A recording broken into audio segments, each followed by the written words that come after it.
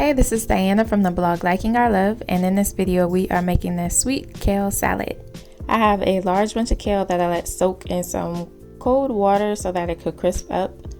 And now I'm just going through each leaf of the kale and making sure there's no caterpillars or anything else that shouldn't be there. And then I rinse off the leaves really well with some cold water, making sure to get off any dirt.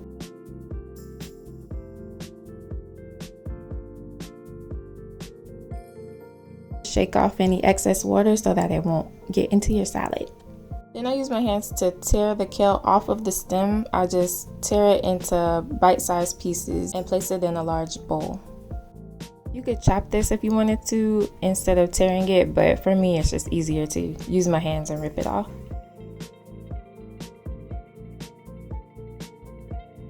And then I'll just set the stem to the side and discard it. Do that for all of the kale leaves. And then when you finish, you can just go back through the bowl, make sure everything is in the size that you want it for your salad. I'm just ripping up some of the bigger pieces.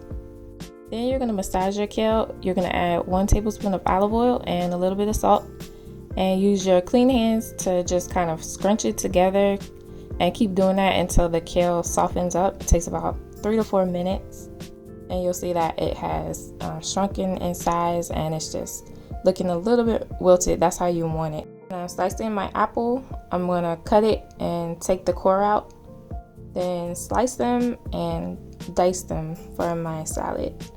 I'm using Gala apples for this, actually Gala and Fiji I think, but you can use any sweet crisp apple for this recipe.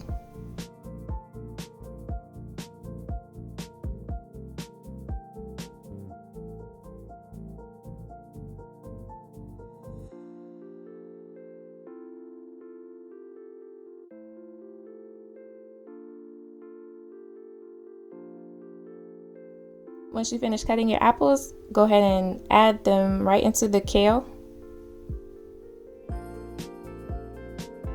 Then add the dried cranberries and the walnuts. Then in a separate, smaller bowl, you're going to make your dressing. Use olive oil, lemon juice, honey, and Dijon mustard. Then take your whisk and combine those. Just keep on going until they come together. You'll see that the mustard kind of dissolves in there.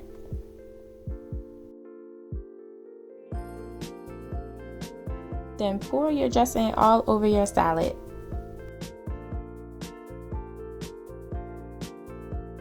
Use a big spoon to toss the salad up, making sure everything is well coated with the dressing.